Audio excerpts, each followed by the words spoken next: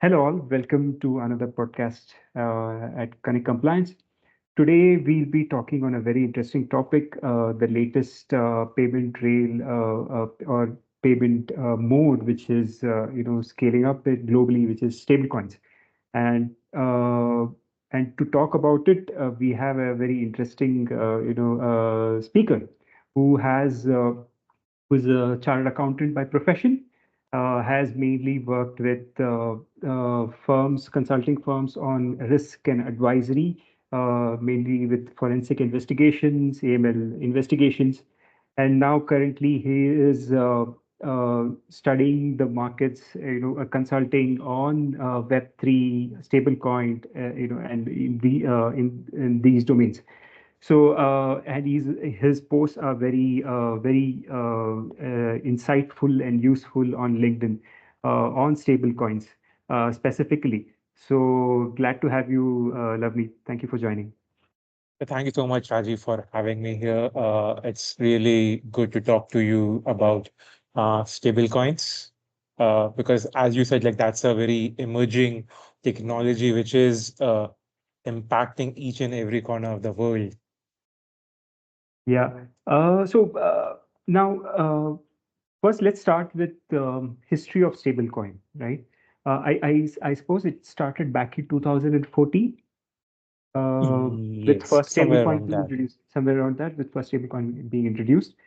And it took few years before it started actually scaling, right? Over the past 2 years. So why don't you take us through Sure. history? So I think the first stablecoin was Tether. It was not known as Tether at that time. USDT as we know it, like it's the biggest stablecoin right now. So Bitfinex issued it somewhere, as you said, like 2014 or 2015. I'm really not sure on the timeline kind of thing. And stablecoins kind of exploded in the last year and a half kind of thing. Once we started getting regulatory clarity around the world, especially now since we have Mika in Europe, Genius Act in US, Japan's Payment Services Act, Singapore, again, Payment Services Act, which has kind of pushed stablecoin mainstream. Another very big factor why like the adoption kind of thing exploded this year because of a lot of institutions coming in.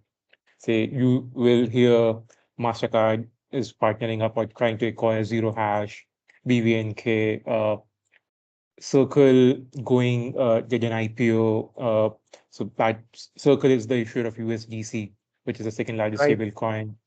Uh, so that institutional adoption kind of thing made stablecoins mainstream this year.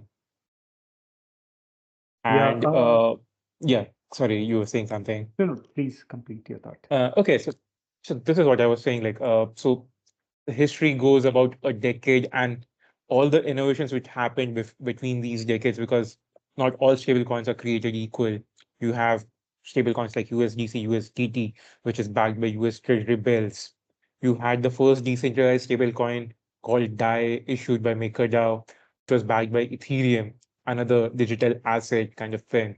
Then we had like this the very unfortunate collapse of Terra Luna, which was the first algorithmic stable coin. And then we see a next evolution of that in Ethena, a synthetic stable coin kind of thing. So all these models over the years kind of thing got refined, and we reached a stage where stablecoin became mainstream because of people understanding them. The use cases probably in crypto, the payments or the stablecoins is very clear use case which emerged in the last couple of years, because still like crypto assets are looked at as speculative more than a proper class of asset. Yeah.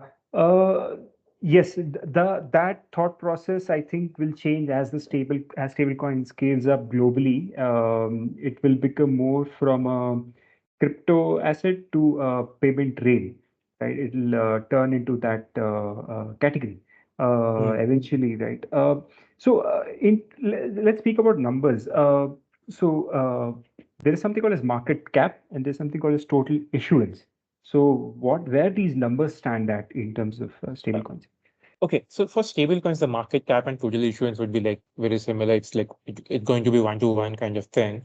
So, say example, because since most of the stablecoins are pegged to US dollar, okay, if I issue say a billion stablecoins, the market cap is basically how much I've issued multiplied by their value, what their current market is. Ideally, a stable coin moves between 0.999 to 1.001 kind of thing because it has to maintain its value. If it just Yeah. go below, then it's a depeg event, which we'll talk later. We have like a couple of instances recently of that.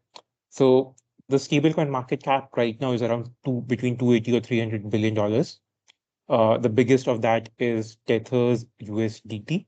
The second is Circle's USDC. Both are US dollar pegged stablecoins.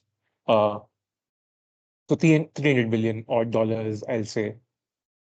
And in terms of and stablecoins is also spreading its wings in payments, right? So as I know, already few trillion dollars worth of payments have already occurred. Where that Hmm. number is standing at, and how important that is for in terms of context. Okay, so thing is like there are different numbers floating around in terms of like the payment volume what stablecoins have done this year.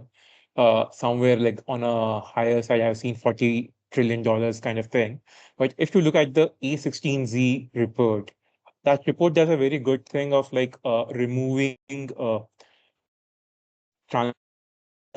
like between not payments, but as such like what I'm gonna call that thing. Sorry, which is like not a normal volume. It's like not organic volume. There is like a Okay. lot of inorganic transactions on chain, which they have removed. And that number somewhere stands around $7 trillion. Okay, Okay. which is a little lower than what Visa has done this year. So from a volume point of view, stablecoin has kind of thing showed like there is definitely efficiencies using stable and blockchain for moving money, for moving values across geographies, because you don't have to wait for 3 days for a transaction to settle. In a single transaction, you can pass on the message and the value. When I say pass on the message and value, it is basically when you're doing a Swift transaction, your bank first sends a message through Swift to the destination bank. That's the message, and the value moves between the Nostro and the Vostro accounts. In stablecoins, that the message and the value passes through on a single transaction where I am sending to your wallet. So Lavneet sending to Rajiv $1,000. So in a single transaction, both the things get settled. Yeah, actually, so this leads to the second question, right? What is a stable coin? If you have to explain it in the most simplest of language Okay, for sure. larger audience. So stablecoin, as the word says, stable, its value is stable. So the value can be like a reference to gold. You have gold-based stable coins. It can be to US dollars, it can be to INR or any other currencies. So the backing mechanism can differ from a stablecoin to stablecoin, from a different asset between, say, example, USDT, which is US Treasuries backed stablecoin. What it happens basically for Tether to issue any amount of stablecoins, example, Tether wants to issue $100 worth of USDT, it needs to have $100 worth of US Treasuries in its books to issue that liability. Then you have like stablecoins like Ethena. Ethena uses delta neutral strategies to mint or like to issue 100 Ethena. What Ethena does is basically it takes $100 worth of Ethereum as deposits and issue $100 worth of Ethena in the market. And then it has mechanism to defend its peg through shorting the Ethereum on its book to maintain the price stability kind of thing. So basically, stablecoin means its value needs to move in reference to an asset. It cannot move like $15, $20 a day kind of thing. It is not a speculative asset. Yeah. So let's talk about this example of Paxo Gold, which I have Yeah. seen on Zeppay, right? So let's say it is priced at 3 lakh something rupees, right, per stable coin. So now it is the price is based on the price of the gold, right? So Yes. if you can explain that mechanism, right? Let's say I buy one stable coin today. What happens if prices go up? What happens price go down? Right? How would Paxo, would maintain, or what they need Okay. to do to maintain Okay. the price? So thing is like you and me as a users don't directly mint or redeem gold with Paxos. You have institutions, you have traders, OTC desk which trade large values. What they do is basically they go to Paxos. They say, "Okay, we need like a gold back token kind of thing." So the Pax G token say, so what I go, for example, I'm a entity. I'll go to Paxos. I'll say, okay, I need $100,000 worth of gold token.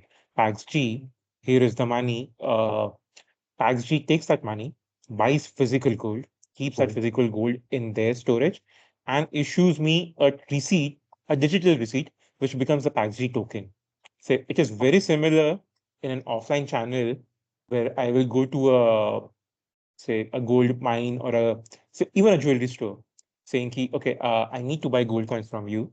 Here is the money. What the person does is basically takes the money, he gives me the gold coin. Instead of saying ki, okay, I don't want the physical delivery, you hold the gold coin for me for security purposes. You issue me a receipt which I can go and like give to my wife, family member, and they'll come and collect it. So the PAX G token is basically a right to claim the physical gold, which is lying in the Paxos vault. Okay. Do we have similar tokens on other bullion Not metals? really. I have not came across. So I have just seen Pax G issuing a gold token and Yeah. Tether is issuing something called XAUT, which is like the Tether gold backed tokens. Most of the stable coins are denominated in US dollars. Yeah, yeah. Okay. So let's look at the transaction flow, right, and the fund flow and the counterparts involved in the whole flow to better understand, the entire process itself. Now, let's say starting with an individual, right? I'll be buying USDT, right? US based, US dollar based stablecoin. Now, starting with me, how would you map out the flow? Okay, say example, I'm in Thailand right now, you are in India. I need to send you some funds kind of thing. I have two options. Either I go to a local bank. I don't have a local bank account since, say, example, I'm Indian. Not example, I'm really an Indian. Okay.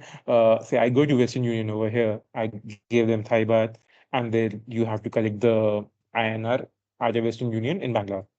But what I can do is I can find someone over here, or I already have USDT. I'll ask for you, Raju, what is your wallet address on which chain? You will give me an address. I'll send the USDT to you. You will receive it immediately, and you can go to an exchange like CoinDCX, ZepPay, Modrex, any one of the Zip FIU registered exchanges on India, and then you can just sell it for INR. Or if you want to prefer to hold it for your other uses kind of thing, you can hold it. It need not like you redeem that immediately to the INR value. Got it. So you can convert that final stablecoin into fiat currency, or you can keep it Yes, for other payments, right? exactly. So example in this, like I had all if I don't have USDT over here, so I have to find someone where I will do my KYC. I will give them the Thai baht, and then they will give me USDT, which I will send it to you. So the transition flow looks like somebody buys USDT through a crypto exchange or like any other exchange provider kind of thing. That is the on ramp, the first step. Then I send that value to the counterparty. The counterparty, if they chooses to convert that to their local currency, they sell it on a crypto exchange, which is called off ramp. Yeah. Got it. And this is So, very sim yeah. yeah, So this please is continue. very similar for institutions also. Anyone who is moving money, there is Hmm. an on ramp, the message or the value transfer, and the off ramp. Offline. Okay. So it starts with the individual who will approach an exchange, right? Buy the token, and then on the sides there is an issuer already, right? Issuer of the stablecoin. Yes. So normally most of the people does not deal directly with issuers of the stable Issue. coins. The retail does not never will never you and me are never going to go to Tether and have a minting account. What institutions have basically with these issuers are minting accounts where they actually send, say, example, 100,000 US dollars to Tether's bank account. Tether mints that token. When I say mint, is basically create those tokens on a chain which I ask and send that to my wallet. And say, example, you also have a mint account with Tether. So you can take your tokens, the one I sent you, go to Tether saying ki, I need US dollar for this, and Tether will give you US dollar for this. This is on a transaction, right? In the same platform, correct? Not on the same transaction. So the minting and redemption sits outside this transaction. Okay. So basically, what happens is a lot of people, you heard this term market makers or liquidity providers?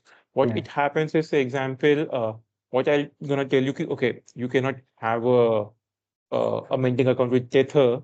Okay, it's gonna cost you a minimum transaction size and a fee. What I'm gonna do, instead of giving you $1 for one USDT, I'll give you 0.99 US dollars for one Tether. Okay. Okay. So Okay. basically that 0.001 becomes my margin. Okay. Okay. So that margin is for the issuer, right?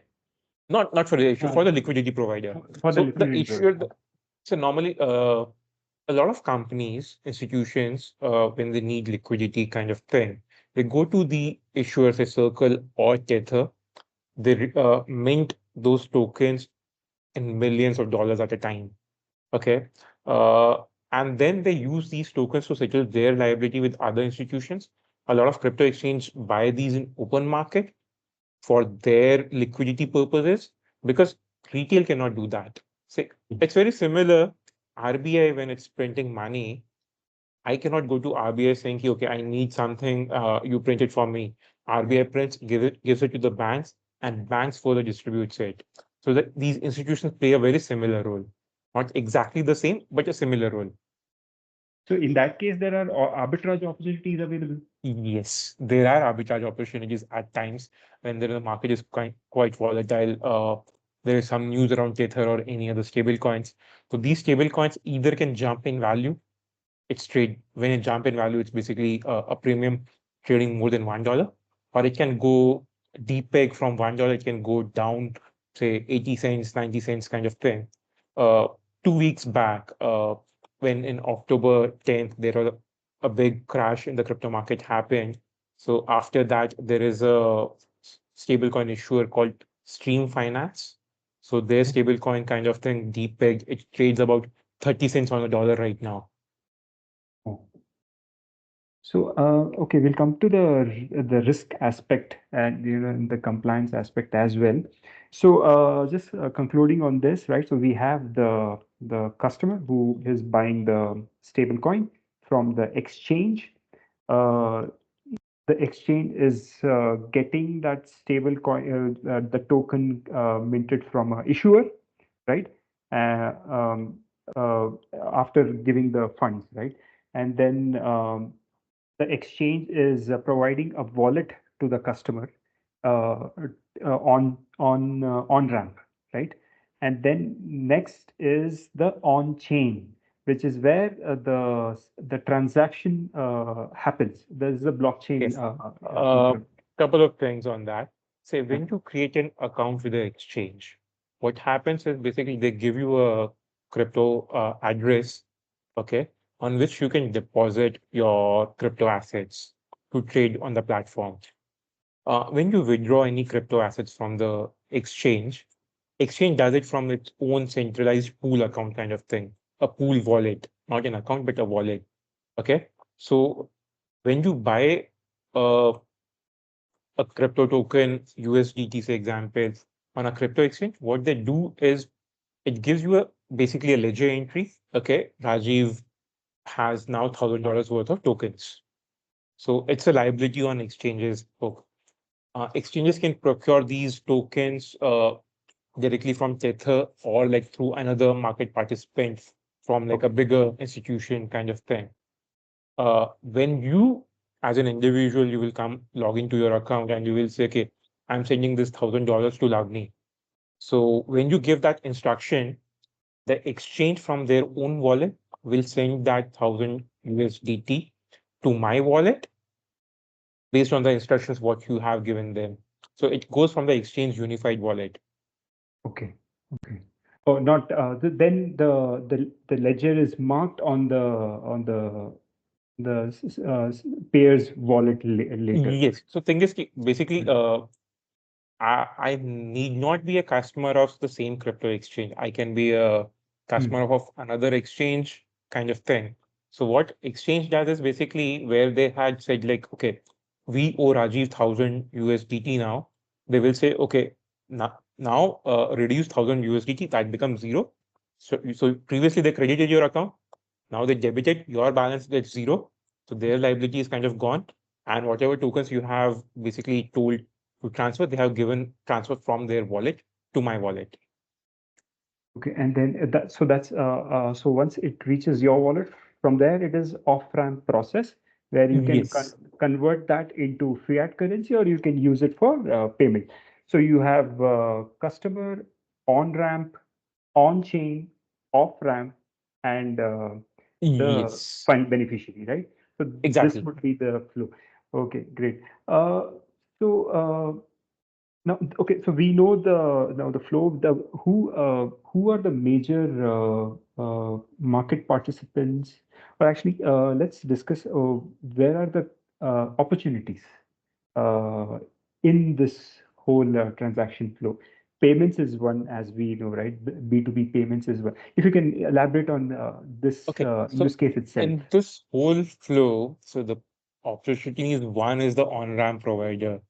Basically, these can be crypto exchanges or these can be like OTC desks, which takes money from you, add a commission of theirs, 0.5%, 10 basis point, 1%, depending on the demand and supply kind of thing. Okay, and then they give you back the crypto assets. So that's one opportunity kind of thing. The on-chain transfer happens on a blockchain, which can be a layer one blockchain like Ethereum, Solana, or a layer two blockchain like Arbitrum, Optimism. That's like a very technical stack. For you and me, it does not make sense to go and create but the thing is like to interact with these blockchains, you need wallets like MetaMask, Rabi, Phantom, etc., which interacts with these different wallets. So these wallets are also have like a opportunity kind of thing in terms of business. It's a different model they work on separately from on-ramp, off-ramp providers kind of thing. Because on-ramp, off-ramp providers are basically crypto exchanges, very similar to stock exchanges. Yeah. Uh, Crypto wallet providers are very similar to, if I have to give you an example, CDSL or NSDL, which hold your securities. Yeah. Yep. Correct. Correct. Okay. Okay, that is there. Coming on the payment side of things, then you have like these you can have like a crypto card which basically lets you load your very similar to a prepaid card where you load INR on a card and then spend. Here you can load crypto assets on a card and then spend that in the real world. So this use case is like coming kind of developing, enhancing day by day. Like every day, some new player comes in with a new feature or new offering. But right now, these looks like very similar to prepaid cards.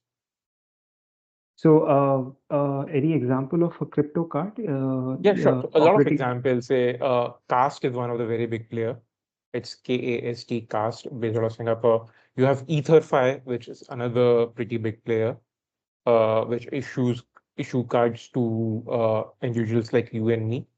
And then there are companies who offer card who basically provides you infrastructure to issue cards. So as a fintech, you want to issue your own crypto cards. Okay, so example, normally what happens in India, you go and partner with the bank. Yep, And the co-branding. bank, you have those co-branded cards like Scapia does with Federal Bank or SBM Bank kind of thing. So in crypto, also like either you can, I have not seen the bank issued cards right now, but say Rain is one company which allows you to issue crypto cards. So as a fintech, you can use their infrastructure to issue your own branded cards kind of thing. I think the regulated financial institutions haven't stepped into this yet, right? Or are they still No, I'll exploring? say in India, no, because India does not Yeah, have regulations. yeah, But in US and Europe, definitely yes. Say Coinbase is a regulated entity in US. Okay, yeah. it's listed also. It issues its own cards. It has a crypto exchange. It has a wallet services, what we were talking like similar to MetaMask, Phantom, etc. So it's trying to be a one-stop solution for everything. Got it, got it. Where is the, let's, in case of the use case of crypto card, what is the revenue model? Say It's very if similar. someone, Say India is the merchant discount rate. Whenever you're swiping the card, depending on its visa, whatever the variant of that visa is, the merchant pays between 2 to 5%. A part of that revenue flows to the issuer. Okay. the okay, the NDR is between 2 to 5% even on crypto, It's or it's is it very same. It's very similar? same. It will be very similar because these cards are issued by Visa or Mastercard. The crypto network does not have its own wallets basically to issue cards. uh, a lot of other ways to like the since we're talking of payments, crypto card is one way. Other way is like a lot of players allow you to make business payments through stable coins. Basically, you give them fiat and they make the payments on your behalf wherever you're doing international payments. It makes sense. Say domestic payments get settled through real-time payment in India, UPI, IMPS kind of thing. But if you want to pay somebody in Germany and you don't have, say, you don't want to use Swift Yeah. for any reason of yours, kind of thing. So you can use these platforms like CopperX, Centra, which allows you, which is basically like a neobank kind of thing. They give you a USD account Mm. where you put INR, they give you stable coins. They make money, a bit money on the on ramping, off ramping, and then they let you use the transfer services is kind of like you don't have like any cost associated with that. You have a very negligible cost of the transfer fee, which is on chain, which would be a couple of cents depending on the blockchain they have used. So they make money on ramping, off ramping, and providing you with ancillary services like a virtual US bank account, which can support Swift transfers, ACH transfers, kind of thing. So they make money on that.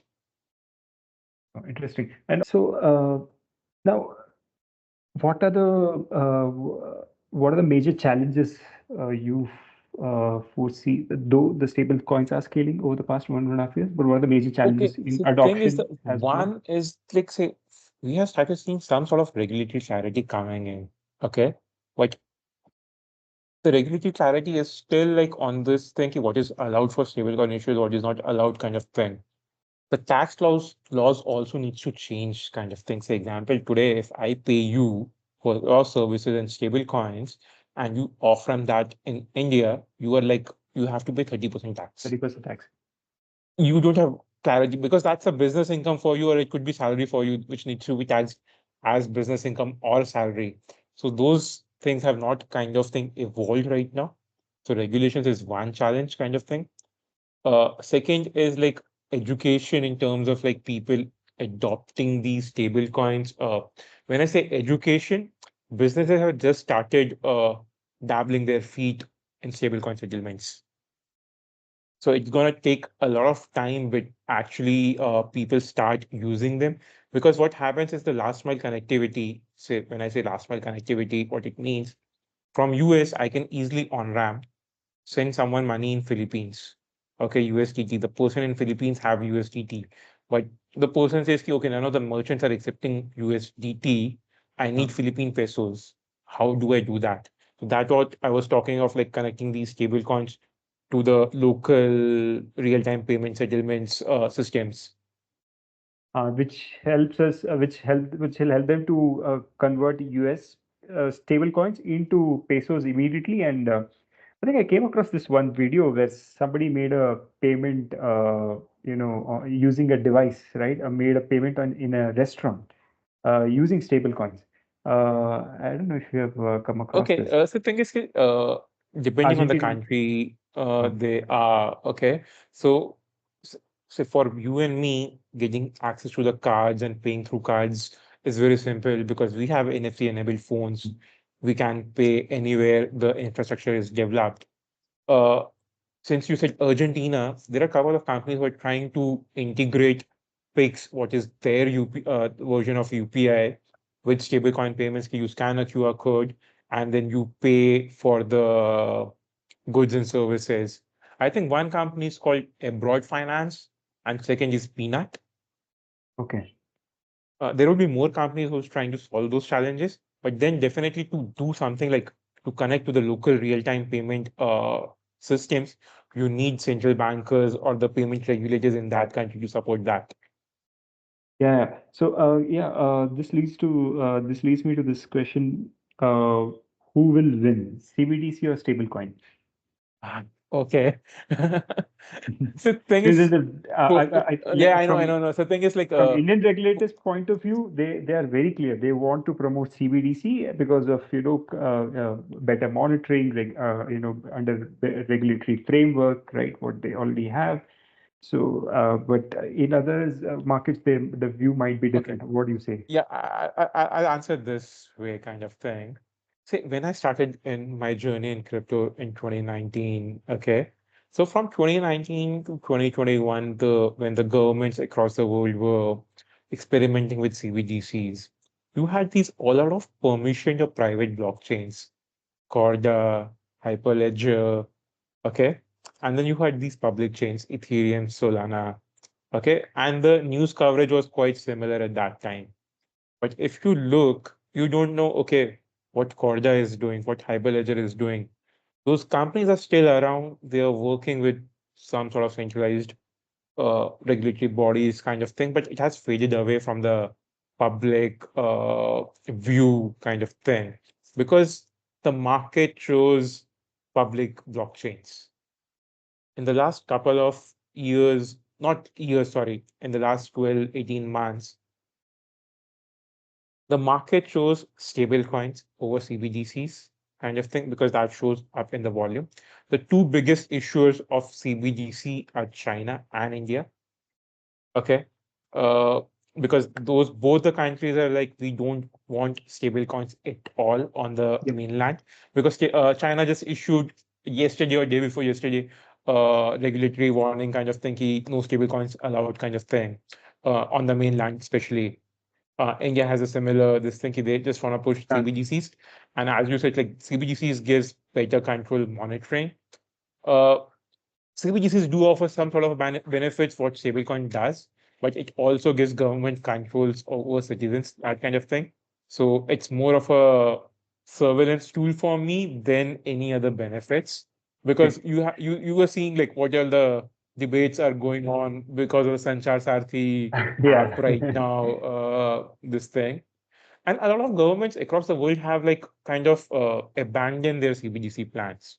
Say in Europe, ECB is still pushing the euro-based stable coin. They're saying they will go somewhere live in 2029, and the whole infrastructure cost to do that would be about €1 billion, which is insane. Insane. You Yeah. can issue a stable coin like a 1/90th cost of that today on a public blockchain. Or they want to have their own Yeah, so blockchain. ECB is working on a stablecoin for the last couple of years.